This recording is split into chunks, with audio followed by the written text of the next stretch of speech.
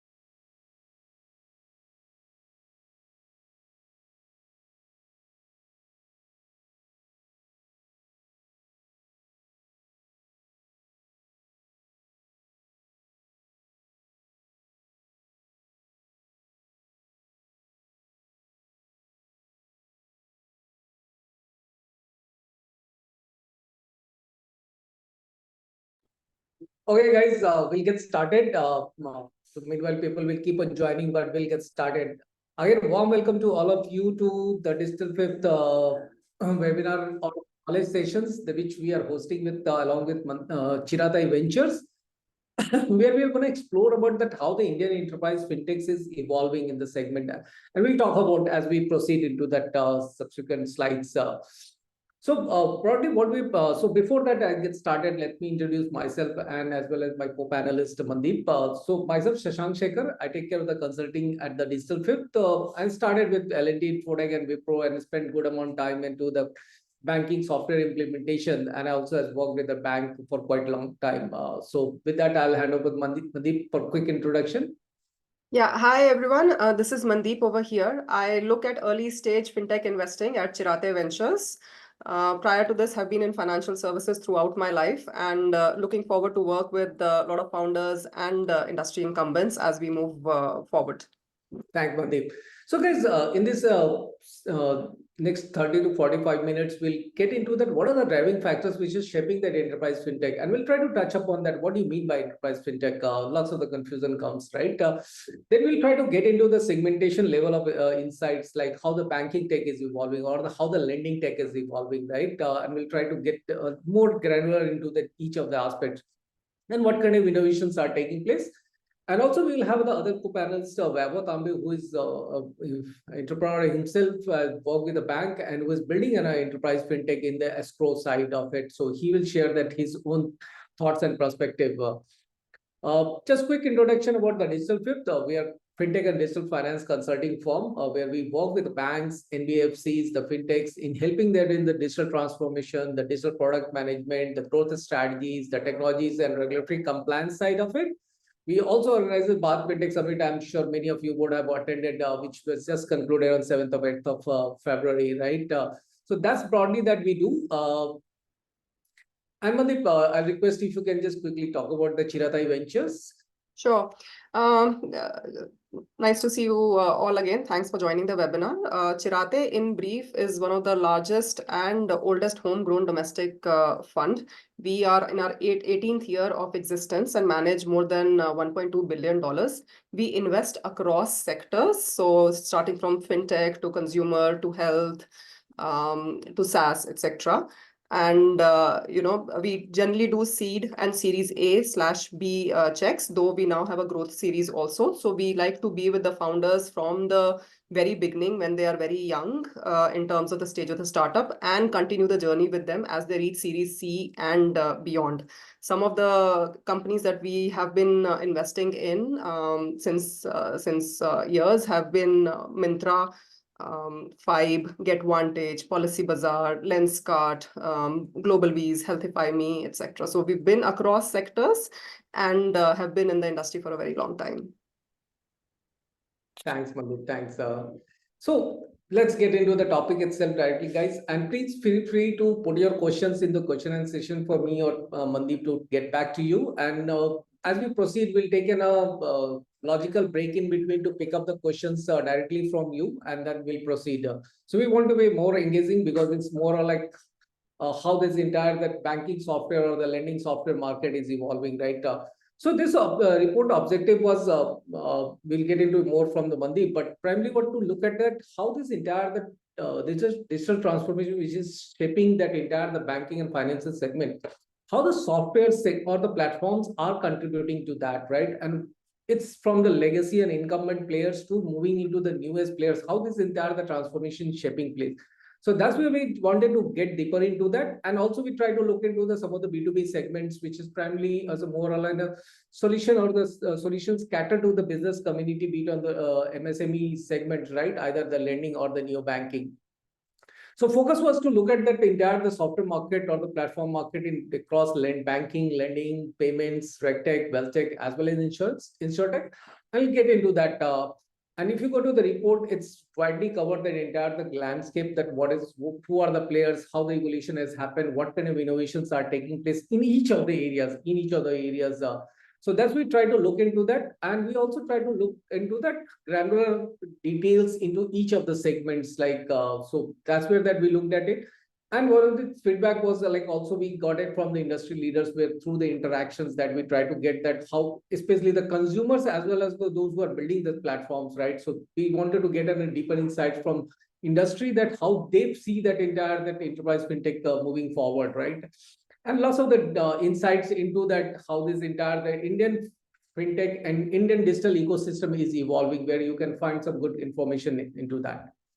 So here I'll take a pause, and why this report, I think it's better because Mandeep came with Chiratae Venture came with an idea that we should explore this segment. So I'll hand over to Mandeep to share her thoughts, that what is the idea behind to bring this report. Yeah, thanks, Shashank, for that.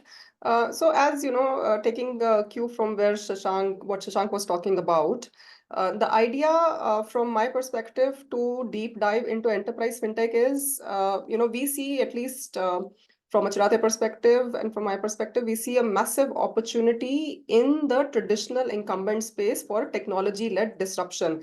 And while that disruption has happened to a certain degree in the last few years, going forward, at least I feel that there are massive tailwinds to drive much larger disruption across different sectors of financial services in India.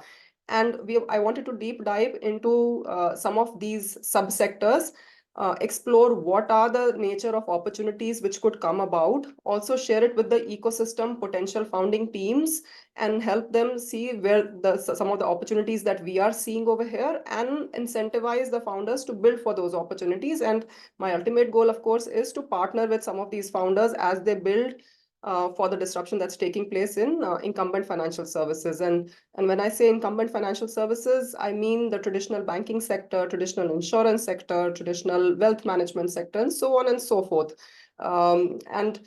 Due to the massive technology adoption that these subsectors are seeing, massive degree of collaborative and partnership approach that fintechs and the traditional incumbents have started exploring and going forward with, at least I feel that there's a significant opportunity that can be tapped into for the enterprise fintechs for this market. Yeah, thanks, Mandeep. So before that, we just try to get into the segment itself. Let's try to understand that what you call is enterprise fintechs, right? You may call as a banking software or, say, for example, lending software, but how do you start understanding that what are the different players and how they are categorized into that. So if you look at it, the fintech ecosystems, then you have the player like B2C who are catering to the financial services delivery to the retail customers, right? Either into the lending or the wealth, or say, for example, payments. Like classic example could be Phone Pay, the Google Pay kind of the players who are providing the financial services to retail customers, or the wealth firms like Grow or the End Money who are catering to the financial services of the wealth services delivered to the retail customers. So they probably classify as a B2C players, right? While you will have the B2B also, which are again providing the financial services, the core financial services delivery to the business community. It could be SME, MSME, or the corporate, right? And across all the areas of the financial services, from the payments to the lending to the neo banking to the wealth, right? Look at the Zaggle, or say, for example, PayU. Most of the things you will find as a payment gateway platforms, right? Who are providing the payment services to the MSME segments. So they are pure players, the B2B segments. Now the third kind of the players who are there providing the platforms to these kind of players, including the banks and the NBFCs, to enable the delivery of the financial services, right? So one is directly delivering the financial services, but you need the platforms or the software to deliver those financial services, right? So let's say, for example, if you want to deliver the lending services, so you need to cater to the managing the entire loan life cycle to manage, right? Entire the loan origination to the loan management to the collection. So you require the platforms to enable the delivery of the lending services, right? Now, if you try to look at that, and that's where the complication starts getting, because now the players, and that's once you go through the report, you will see that how the different transitions are taking place. Where some of the players who started as a pure play B2C, or like player who has started pure play as a B2B, suddenly also building the platforms to cater to this business community, right? As a platforms. Like, so for example, look at the Flowbiz or say Razorpay. When they developed that as a payment gateway platforms to provide the payment services, but they saw that, okay, why don't they build that platforms as a white label and made it available to their business community customer to consume those services, right? So that's where you can start seeing that the platform's evolution, which is started at the convergence of B2C or the enterprise, or B2B to enterprise, right? That's where you can see this diagram where that some convergence where the players are into both the space on the B2C or enterprise, or B2B or enterprise. There could be a possibility. There will be a players who will be across the convergence of all the three segments, right? So that's why we just wanted to bring the clarity that, okay, you understand that how are the different segments are there and how this overlaps with each other. So enterprise, very classic, from your Finacle to the Nucleus, which are like incumbent players already existing in the market for quite long, with the new age players of like Mentopy or the One Stack, again, who are building the platforms to enable the delivery of financial services. So with this context, I'll just start getting into some of the deeper insights. What I approach, I think it was completely built on the primary and secondary research, where that we interacted with 25 industry leaders, where that some of the founders who are building the platform, some of the consumers like CEOs or the CEOs who have been using these platforms. So getting insights, look into the regulatory dimensions or the Indian digital diverse, which is completely reshaping that entire delivery of platforms, right? And since we have been on the consultant, so it helps us to get the deeper insight into the platforms, right? So that's where we try to look at it, competition research, top players, who are the players and not disruptors are there. So that's where we started linking into that. So, okay, so I'll come back to the questions, Ishan. We'll take a logical break and then we'll pick up the questions. Don't worry. So when we started looking at what are the different trends are evolving, let's look at that very closely.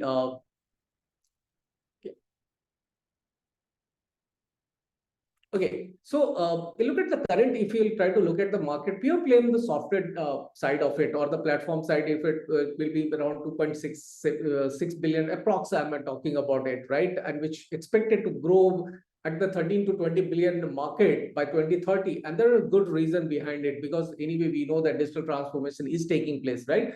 Banks or as well as the NBFCs are getting very digital, right? And they'll learn from the fintech like 10 years back when the fintech came, and they could showcase the delivery of financial services through the power of digital. So banks have started investing heavily into that entire upscaling their digital capabilities, right? Now, like NBFCs are like, we see that retail and MSME segment, and people talk about retail and MSME segment to go and digital quite a lot, almost like completely, and as well as the SME and the corporate segment, we slowly start getting there, right? Customers like retail, definitely they have gone much digital, right? As our adoptions to either consuming of the financial services in the lending payments definitely is completely going digital, right? While MSME and the corporates have started begin, right? So that's where that customers are expecting the digital delivery of the financial services. I think open banking or say, for example, APIs have changed the landscape also to use the technologies to deliver the financial services through the APIs, and which also help that banks and the fintechs to collaborate with each other to build the products, build the delivery of financial services using the power of APIs. And that's where the open banking and embedded finance evolved into that, right? So, and that's to deliver that, you definitely required and a backend tech capabilities, either of scaling your backend infrastructure to support the delivery of APIs, or say, for example, you need to put up an API management layer itself to deliver those APIs to the third parties, right? So that's where the open banking and embedded finance has been contributing largely, and it will continue to do so. So that's trends is going to continue to be pushing the banks and more NBFCs and the NBFCs to start adopting the services, digital services more, right? Yeah, and just to add to what Shashank is saying, one of the things we've also realized is that investing in technology is no longer a cost-oriented solution for the larger incumbents. It's being now used to drive business decisions and get more business into the, let's say, banks or insurance companies, or to do business better. So the moment this decision to upgrade technology or change your existing complex stacks moves from that, oh my God, it's going to be a huge cost for us, to it's going to get us more top line and deeper our presence in the market and engage our customers in a better manner, it becomes a different conversation and has a very strong pull from the customers themselves to engage into these conversations and make the changes themselves. Secondly, these changes are not easy, right? They are not small. They are big, complex problems because these customers are big and complex themselves. It's a large bank, or it's a large NBFC, or it's a large insurance company. And to solve these kind of problems, we are also seeing that very good entrepreneurs are in the market, which are solving these complex problems by offering well-developed solutions at the start of it, right? It's not like coming to a B2C with a small product, launch it for 2-3 months, pivot, improve on the product, then relaunch it, etc. It's not that kind of a thing. When you approach a bank, you need to have a almost finished product for the bank to start accepting it and using it and launch it for its own customers, right? So we are seeing a lot of entrepreneurs who are willing to put in that much of an effort to understand what the problem is and resources to build solutions for these complex problems. So both these things also coming together has made a lot of difference in the enterprise fintech space. No, thanks, Mandeep, to adding to that. It's really very important. Like how does banks and NBFCs, because fintech has been driven through the technology, but a lot more has changed in the banks and the NBFCs, where they're not looking at technology investment as an like cost center, right? But as a necessity to do the business, and how the business can be delivered through the technologies. Absolutely right. Even now, if you go and look at that annual report for any of the banks, you will see that completely sections being put in place that how the are being driven through the digital infrastructures, right, and digital channels. So that's definitely as one of the big factors is emerging. And I think government and regulatory influences very largely being one of the key driving force, right? With the start of that Aadhaar or all these government ecosystems, which is delivered through the APIs. And that's led to the emergence of the RegTech as an industry in itself, where they started providing these APIs of the government services which are available through the APIs to make it available either through the DigiLocker, or you talk about that entire your Aadhaar verification or the PAN verification or the GST and all the KYC related services. So that is completely driven. And then account aggregator games, which also created a kind of a complete tech ecosystems evolution, where that one is that TSPs who are playing as an account aggregator, as an enabler between the data providers as well as data consumer, while also it helps to evolve some of those players who can build the solutions around the account aggregator, where that you might have seen that data TSPs or, say, for example, analytics TSPs coming as a players, right? I think one of the other factors which we all know that digital data protection, digital personal data protection bill, which has already been passed, now the implementation will start and it will force the banks and every entity, so be it on the banks, NBFCs, fintechs, they will have to relook at that entire infrastructures to make sure that the compliance with respect to DPDP is highly ensured, either through the consent management kind of the layer putting in place, making that high security for the personal informations, right? So those are the definitely, I think when we are talking about the open banking, one of those other critical factors has happened where that once like banks were making these APIs available for the various financial services, be it on deposit and lendings. It's also led to a kind of the new breed of the platforms coming into which started making that entire the API integrations between the banks and the NBFCs as well as the consumer, be it on embedded finance or any fintech who wants to consume, to how to make that this whole integration so efficient, right? And that's where that now anything as a service coming into, whether it's a payment as a service or the wealth as a service, insurance as a service, these are the players are coming where the banks and fintechs are ready to collaborate to make that whole API integrations pretty smooth.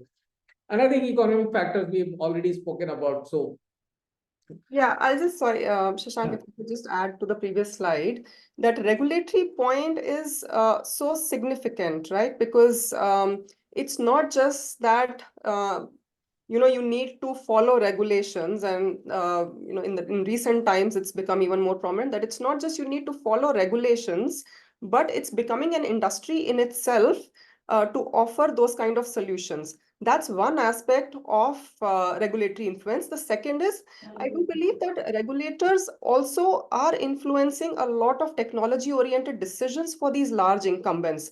And because these large incumbents, interact much more often with our regulators, be it RBI, be it insurance regulator, or even SEBI for that matter, the regulators themselves are saying that you need to update your technology to make sure that there are no frauds happening, to make sure that you are following the laws to the T. And that another macro tailwind that we are seeing in this sector, which will help enterprise fintechs building for this space.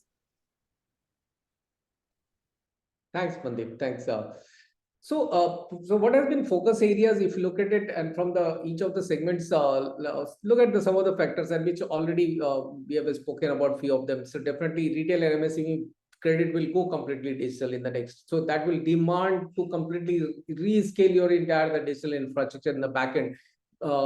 Then I think the cloud adoption has been continued to increase, right? So where that platform banks, NBFCs, everybody wants to adopt the cloud-based microservices kind of the platforms where that it's forcing that incumbents where they're completely transition toward the microservices architectures, API-driven platforms, or they are building that completely on the newest platforms, right? I think one of the critical is revenue models. If you would have started seeing that completely changing. So 10 years, 15 years back, many of you, if you are involved into buying these platforms, you would have seen that it was a straight line, that license fees, right? Either on the number of users, or it could have been on the kind of a one enterprise cost. But that's completely changes. It's also becoming like a driving factor based on the usage, right? Number of application you want to process, or what kind of the AUM that you are primarily trying to process through your platforms. So those are the factors are coming into that defining the pricing models, right? And it helps that newest players or the new entrants to scale the business without investing too much into the directly at upfront cost, right? And we have already spoken and largely that this has become very critical. Technology investments are becoming business decisions.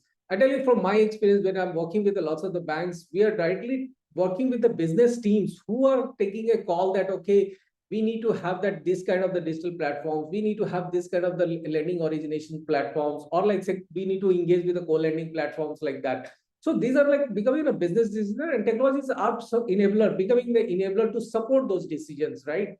And fintechs, one of the like those enterprise fintechs who has built the platforms in India, there is a good respect for the Indian technologies outside, and many of the players has trying to venture successfully venturing out into the different regions, be it on the Middle East or the Southeast Asia, and building a good footprint and across the different product area, be it on the lending and the payments, right?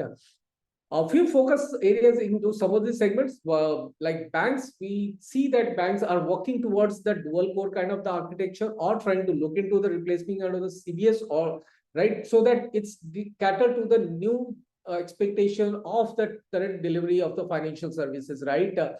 And there could be a possibility of the new different kind of the licensing come up for the players, which will also propel the demand for the core banking kind of the platform and ancillary technology stack which is required to run that core bankings, right? I think payments where that customer engagement layer will see the demands where that platform as a service players, right, coming to which primarily demand you to focus on the better customer engagement while technology layer is being taken care by the platforms, right? I think lenders will now on the unsecured, largely lot more things have been sorted out, or in the process to sort it out. But secured lending has still been largely the manuals, right? Because there is a lot of interventions which require the physical interventions, right? So that's where we'll see that lots of more work can happen in the secured lendings, right? And LOS, LMS, we may start seeing the decoupling, which already has started taking place, but we'll see the largely that getting decoupled, right? I think enterprise Welltech, we'll talk about more as we proceed, but we'll remind about the better investment decisions. So how the platform can help that customer to take better decision and better deep usage of the analytics, because analytics also is contributing a large to the growth of the digital transformation, right? RegTech, we have spoken, like regulatory compliance responsibilities are increasing for the every entity who are involved in the BFSI, and that demands that need to have the right set of the technologies, be it on the KYC compliance or AML or the fraud or the cyber security management is becoming like ultra important. So that's where we'll see that huge growth in uptake in the RegTechs.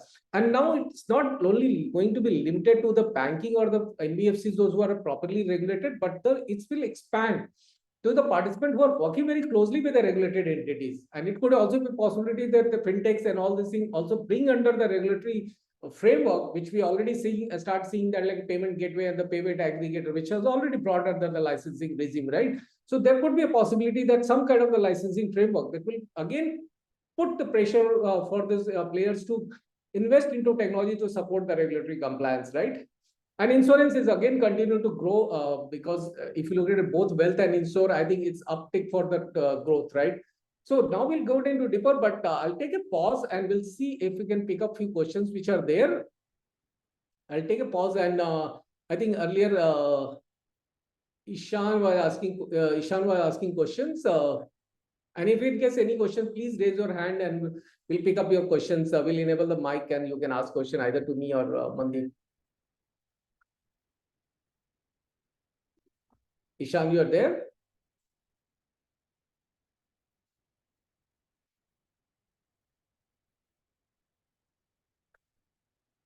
If I'm not sure he's there or not, but no, nevertheless, I think what we'll do that we'll continue and then we'll come back to the question if you have any.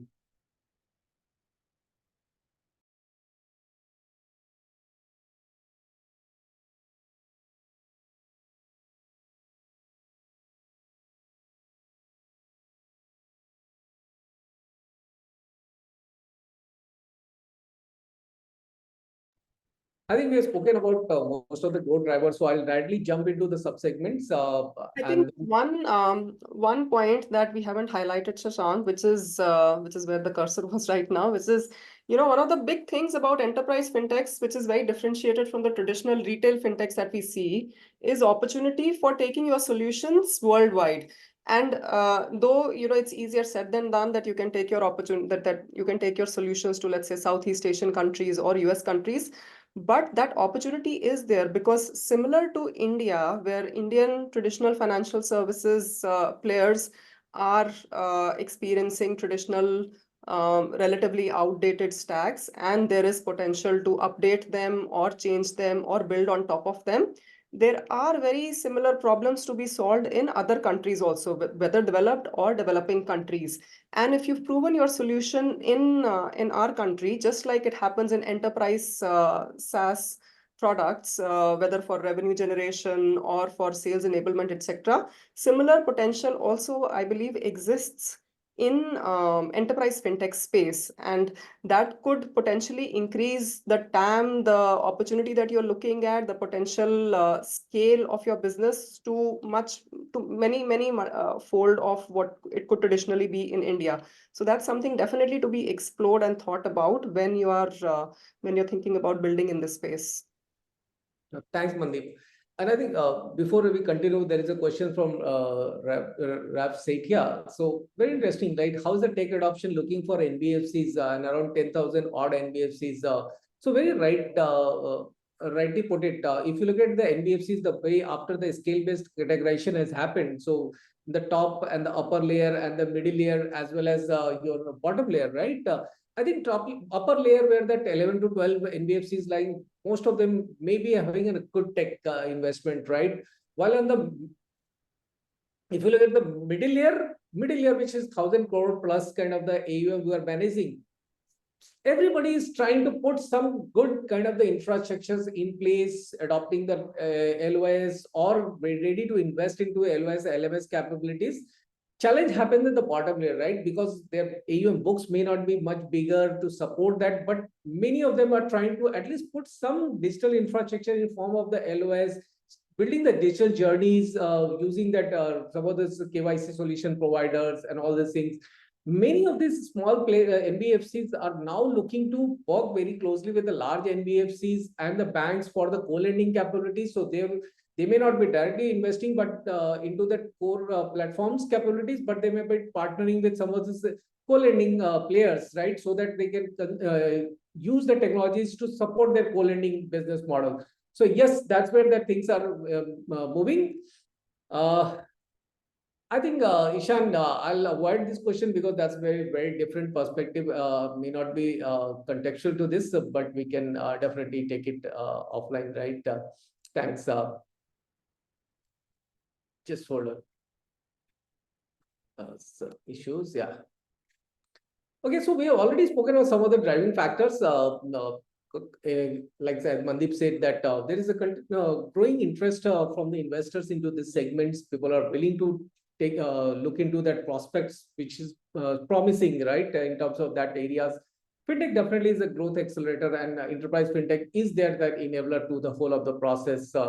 NPCI is continuously pushing for the new payment methods, new innovations, which prompts the continuous investment from the banks, NBFCs, and the fintechs into the tech, right? Organic opportunities where that people are trying to upscale their lending capabilities. Like, say, for example, if you look at it, one lending players who is there, and they will try to build, acquire, and then continue to scale their capabilities. Like, look at the M2P might have acquired from the KYC solution provider or the core banking platforms to provide on a wide range of the enterprise solutions for that BFSI segments. I think regulator definitely we have spoken, and DPI, right? So Yeah. yeah. One additional point, and this from an enterprise fintech and even a B2B fintech space doesn't get talked about much, is the impact that DPI is having on the financial services industry for traditional incumbents, right?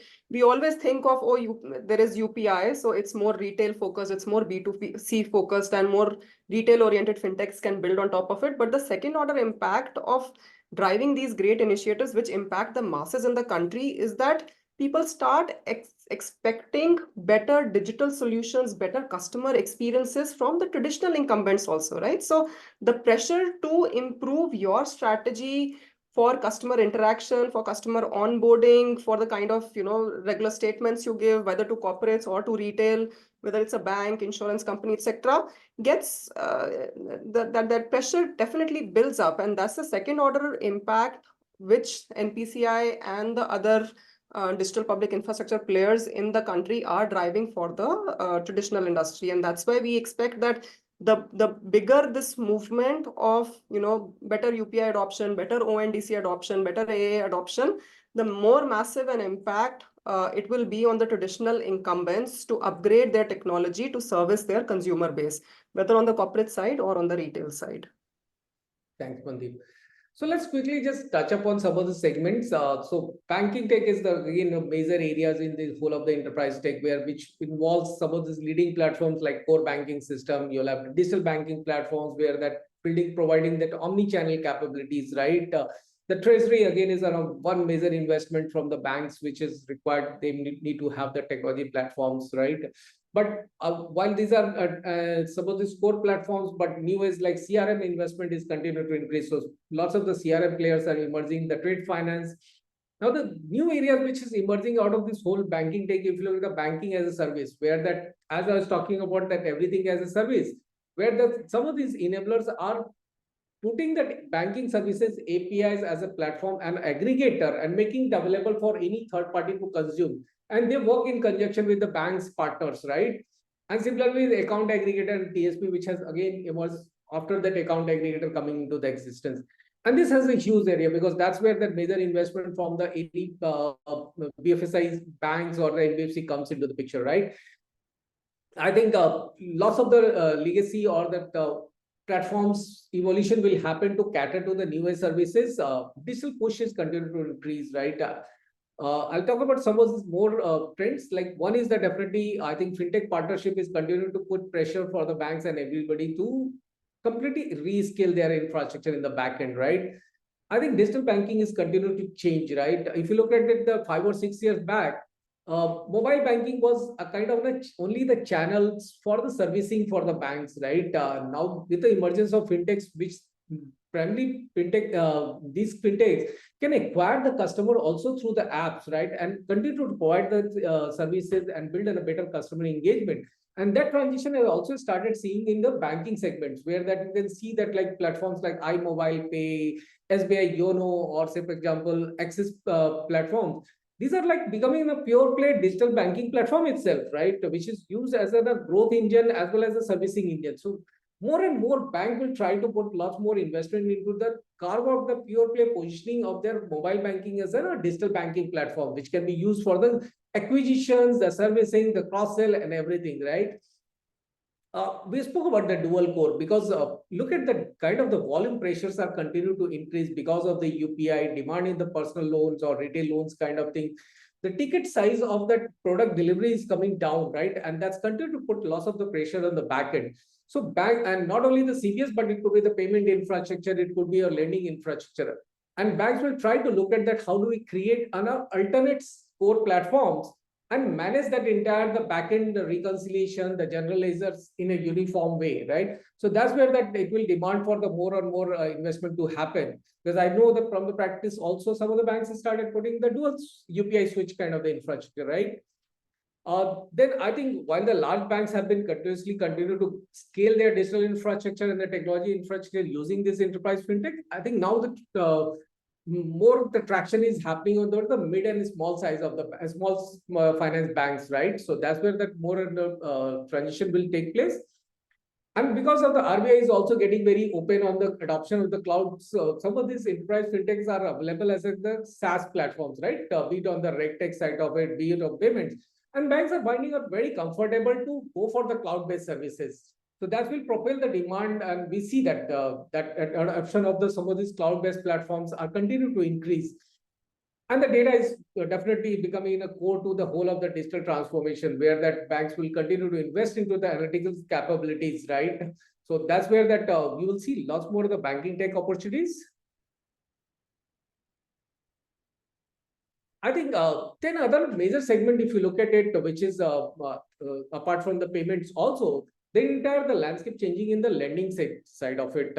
And this is getting very competitive as well, right? Be it on the look at the areas like loan origination system, the loan management systems kind of platform, which primarily used to manage that entire that loan life cycle, right? Business rule engine, which is primarily designed to configure your credit policy to underwrite any loan applications. And earlier, which was the trend where that some of these BREs were part of that LOS, or very specifically players were there who were providing the BRE solutions. Now you see the newest players are coming and building the BRE, which can be designed to cater to any kind of the loans, right? And it can be plugged to the any of the LOS also, right? So you collect the data, send it to BRE, and then take the decision and go back and complete your life cycle, right?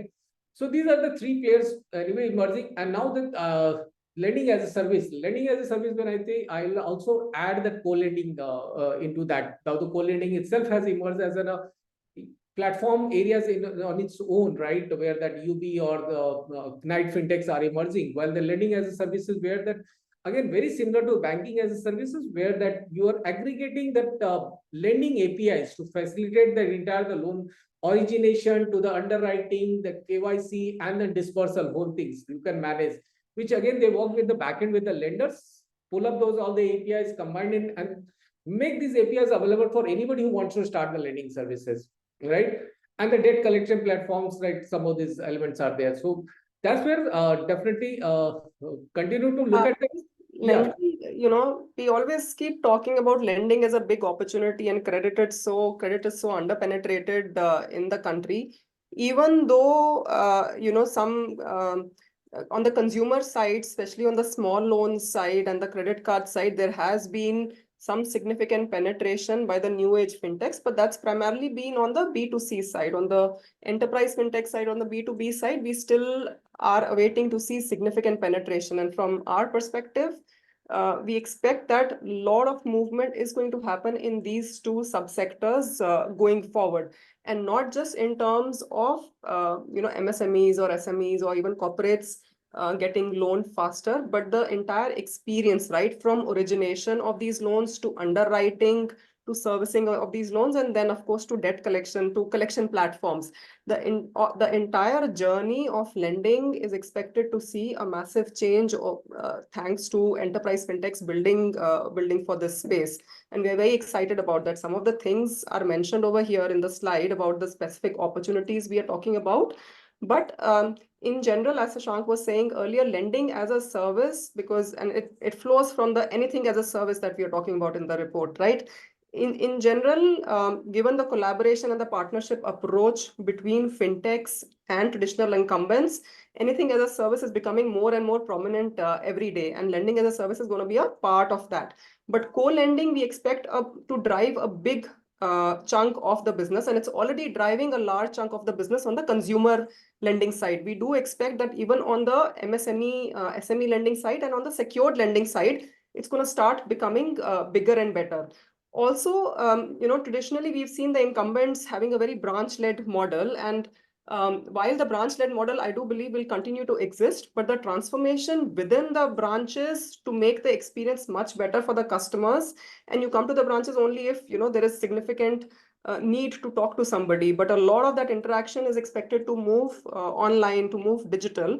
And that's also a space that we are actively monitoring, and we expect more innovation thanks to enterprise fintechs in that space. You're on mute, Shashank. No, rightly pointed out, these are some of the factors. So you've already touched upon most of the points, right? But if you look at it, I think personal loan landscape is changing, which is primarily providing that everybody to put that entire, now people expect that personal loan, it should be dispersed very immediately. For that to happen, you need to have that kind of the end-to-end digital capabilities built into the whole of the process. MSME definitely beat on the unsecured or secured, right? Need to have that kind of the digital transformation taking place. We have already spoken about co-lending, and definitely this is again a major area to evolve, because RBI has clarified, provided the good impetus to the co-lending push or the securitization push into that, and platforms help that originator and the lender to collaborate with each other using these co-lending platforms, right? And I think one very interesting, just very specific use cases where you look at that UPI, when that credit line on the UPI has been enabled, there will be a good traction on the platform side of it. So with this, I'll take a pause before I go into that, and I would like to introduce Vaibhav. Vaibhav, you are there? Super, you're on mute. Sorry, Vaibhav is still showing Mandeep Julka. So I was about to tell my team members. Vaibhav, you're on mute. You're on mute. I think I'm enjoying the conversation since beginning, but I don't know, somewhere I think I got missed out to introduce, but it's okay. I think. No, thanks. So guys, I was talking about that our third co-panelist, and I'll take a stop the sharing because we want to hear that thoughts of Vaibhav. Vaibhav has been a consumer of this banking tech or the enterprise tech because his banking experience, and he'll introduce. I know he's building the platform also for that banking, right? So, Vaibhav, maybe you would like to share your thought that how you have seen that entire the evolution of the enterprise techs from that earlier your days where you were working banks and now you're yourself. So I think very interesting discussion you guys were having, and I wanted to add a few things about the NBFC market. But I think before that, as a banker, we always saw a big issue, right? Of course, there were a lot of products for which we could look at capex kind of bank tech things, right? But imagine, let's say I'm as a banker, we are building predominantly, let's say, a particular solution around let's say a use case around escrows or use case around NACH, right? A lot of times as a banker, we were never really having a very good, SaaS kind of a fintech player, right? So we looked at a lot of them, right? The gap, what I think we saw as a banker, that how do we actually look at a SaaS player who can actually take care of all the compliances, all the regulatory guidelines. He can, of course, as a player, they can, of course, help us to scale the business as a banker, right?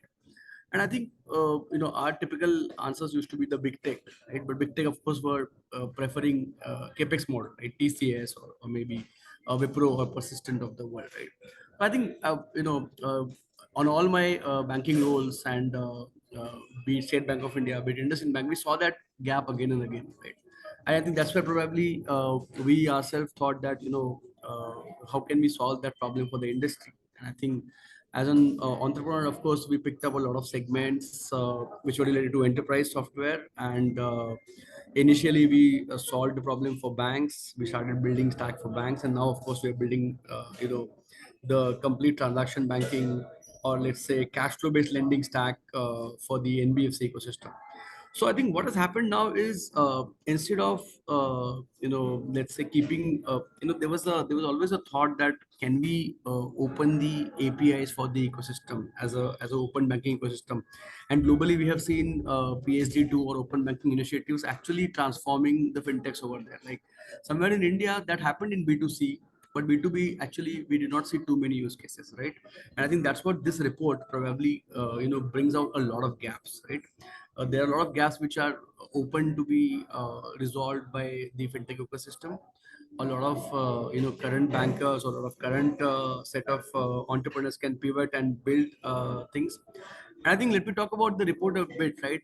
The way Digital Fifth team and probably the experts have sliced and diced in terms of the various what you can say various topics, right? Be it lending as a service or banking as a service, or maybe a lot of times most of the fintechs in India, they have a very big struggle in terms of defining a product category, right? Let's say for example, I talk to a lot of fintechs as a client also, and of course sometimes being an investor as a in between my banking and entrepreneur role, right? A lot of times the positioning of the fintech is an issue, right?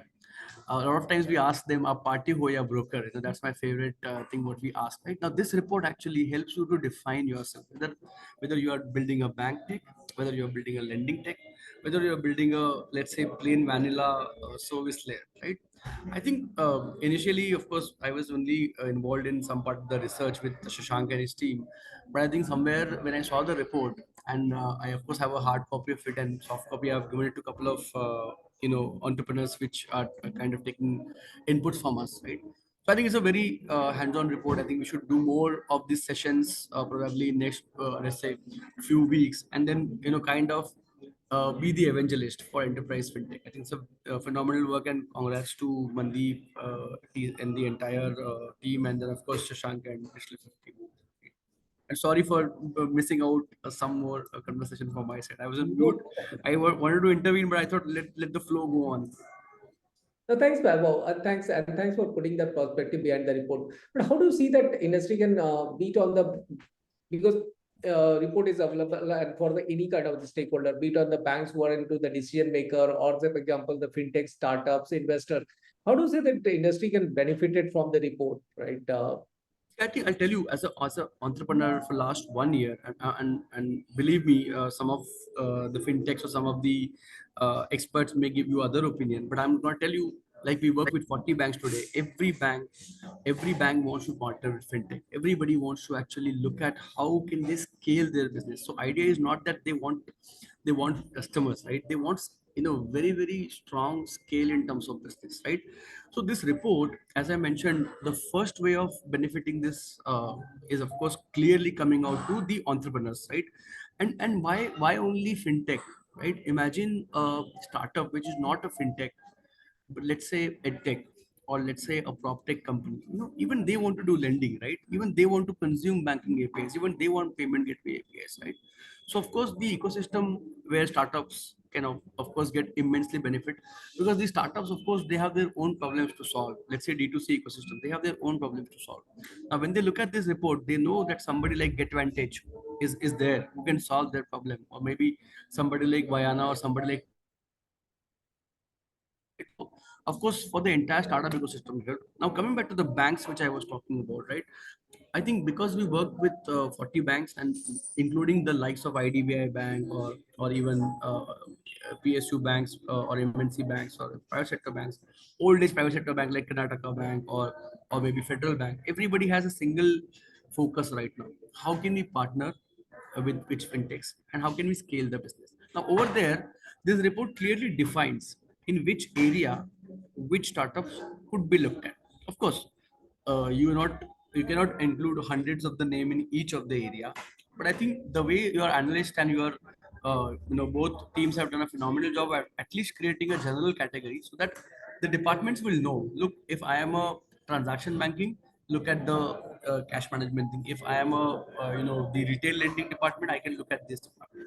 I think that helps in terms of indexing kind of a effect, where I want to grow with the help of the fintech growth. These are the partners. Like somewhere I think I saw UB, somewhere I saw a very right kind of segmentation which will help banks to partner right set of fintechs. No, super. Thanks, Babo. Thanks. And thanks for your support during the writing of the report also. And guys, my team members has put in the feedback form, as well as also the link for the report. Now it was available, the QR. So many of some of the things I might not have covered, but because I want to spend time with some of the questions and pick up your questions also, right? Like few questions has come up again, continuation with Abhishek question on the earlier on the NBFCs, how the fintechs looking forward for fraud mitigations technology. I think this is very critical. As I've been talking about the RegTech solutions. So earlier, if you look at it, that primarily the RegTech solutions were more available as an on-prem deployment, which integrate with your core banking system. But now many of the RegTech solutions, including in the fraud management, AML compliance, and all these things, they are data-driven, SaaS-based platforms, which provides a lots of the insights and work very closely with your own system in the backend and able to analyze on the real-time basis. So definitely the fintechs as well as the banks or the NBFCs are trying to adopt those cloud-based RegTech solutions. Like, for example, diagram, which is again in the AML, which connects to the various data sources which are available across the globe, and using those capabilities to help that fintechs or the banks to address those some of these AML compliance issues. So I think that's where the RegTech continue to evolve, and will players will try to solve most of the problems. Can't be like, definitely fraud is continuously emerging areas, but definitely making a good attempt to solve.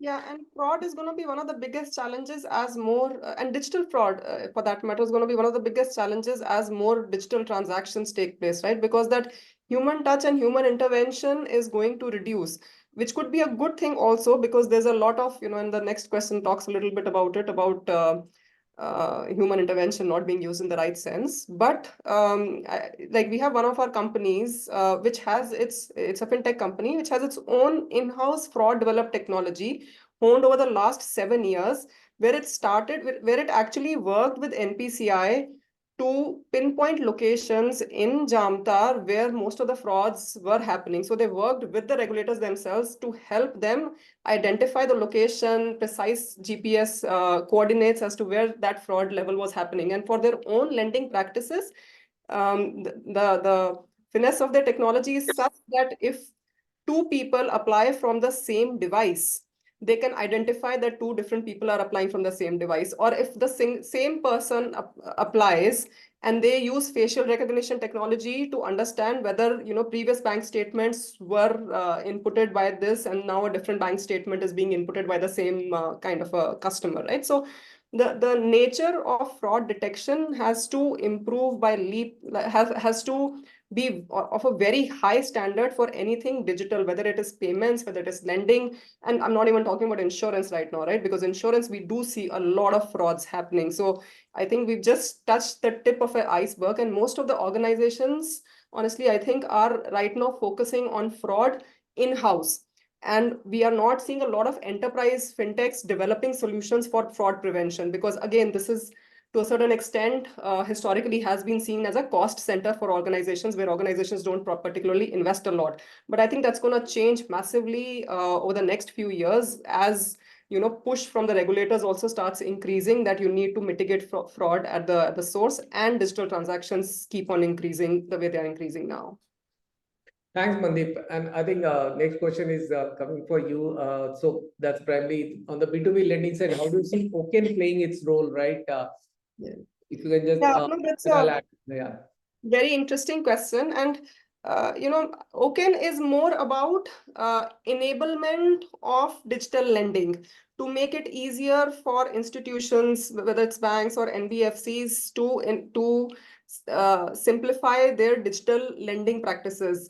What we need is improvement of transparency in making credit decisions, where the other part of your question also comes, right? And I think that transparency is going to come as more and more AA solutions are embedded into credit decisioning model, and as in how we remove human intervention from it. So the same company that I was talking about before, it's a digital consumer lending player, right? Its name is Five. Like 100% of its lending happens digitally. It does multiples, like 3-digit CR level lending on a monthly basis now, has a very significant AUM on its books as well, right? And 100%, I'm telling, its lending happens digitally. It has serviced more than 2 million consumers as of date. And all this is without any human intervention. In fact, 90% of its collections also happens digitally only. It's only for the 10% of cases where some bit of calling is required, only for the initial 1 month or so. And coming to your question, I think the more digital transactions that we have, the more digital data that we have, and the less we rely on paper-based things, we can come out of this, challenge of subjectivity in offering credit decisions. And while that has happened to a large extent on consumer lending space, I do understand that we have a little bit of a way to go for corporate and MSME spaces, and that's where I'm sure Vaibhav's TransBnk will also help us move forward. So, Vaibhav, you would like to add anything, because this is wider and you've seen in the industry adoption of the services framework, Oken, ONDC, and all these things. So, will you like to share your thoughts? Vaibhav, you are there? Sorry, I was speaking. Can you just repeat this thing? So what I was saying, that would you like to add anything to that, what Mandeep has already spoken So about? I think one part about ocean, I think Oken or ocean, what you call it, right? I think what India Stack has done and UPI has done, the democratization, right? Now that I think was missing somewhere in the lending space, right? So it's adding a very interesting element of democratization, right? It's still very early days. We're not seen massive adoption of that, predominantly because as Mandeep was mentioning, in B2C kind of segments we still have some co-lending kind of a thing happening, but in B2B and all, and that's the one problem which we are also solving by building or taking the banking technology into lending, right? What we are trying to do is we're trying to get the entire lending ecosystem powered by the data, which is the entire bank data, right? I think that's where I think I want to add that probably next 1 or 2 years we will see, like for example, all these India stack products, it has a maturity curve, right? Probably Oken will have its own maturity curve. On the lending as a service, it's a very interesting paradigm, right? And what's going to happen now? See, look at the way how these bankers or how these NBS and fintechs like Google Pay or Phone Pay are built, right? It was first the product was launched was UPI, right? UPI Beam was there, right? And then of course somebody like Google Pay or Phone Pay built it and actually kind of scaled it. That same effect is gonna have be happening in lending, right? And I think probably the time is right. I think next 2 to 3 years will be very interesting.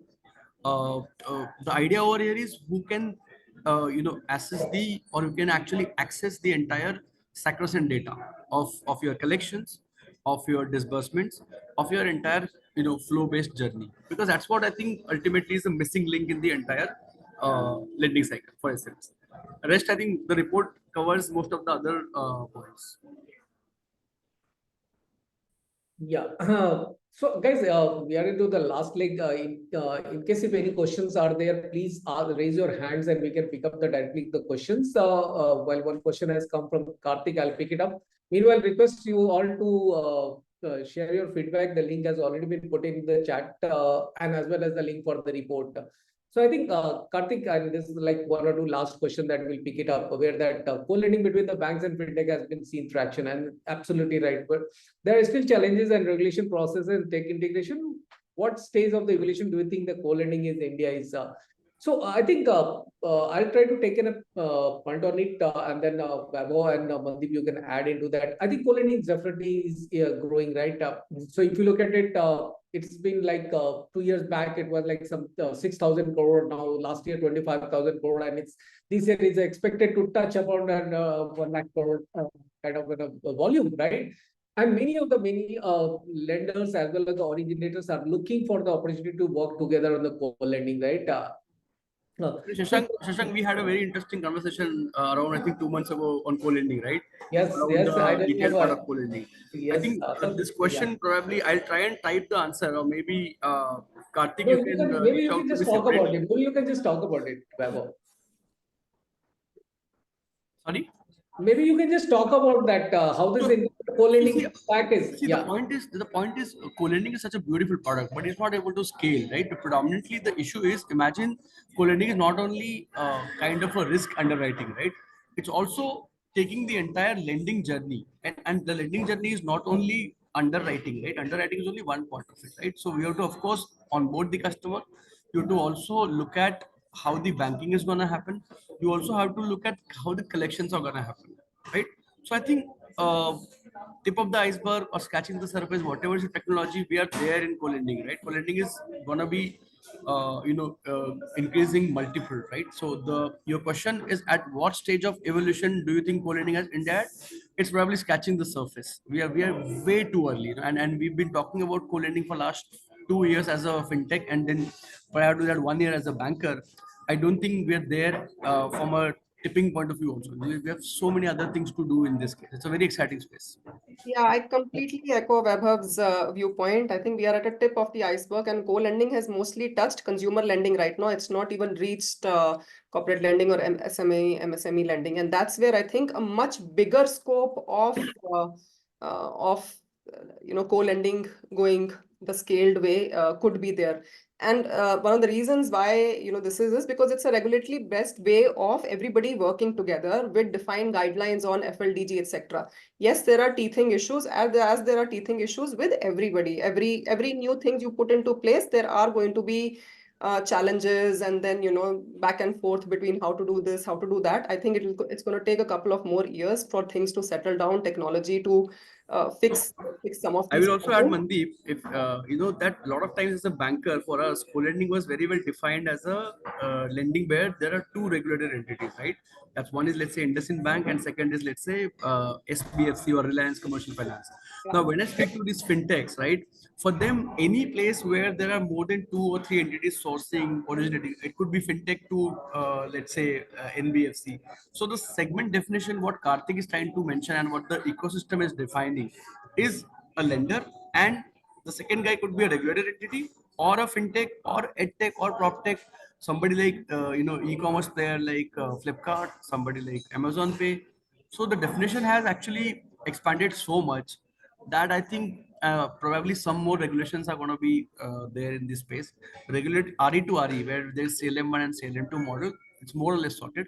But as Karthik mentioned, co-lending between banks and fintechs, if the fintechs are not NBFCs, it's gonna be Yes. very exciting, and some more regulations expected in this space. Yeah, RE, anything where non-RE is there, I think it's still a evolving space. I do think even RE to RE, where one of the REs is NBFCs and mostly used for origination purposes and underwriting purposes. I think we'll still see some bit of movement, but more or less it's I would say it's settled. But wherever NRE is involved, I think it's going to be a significant upheaval. Yeah.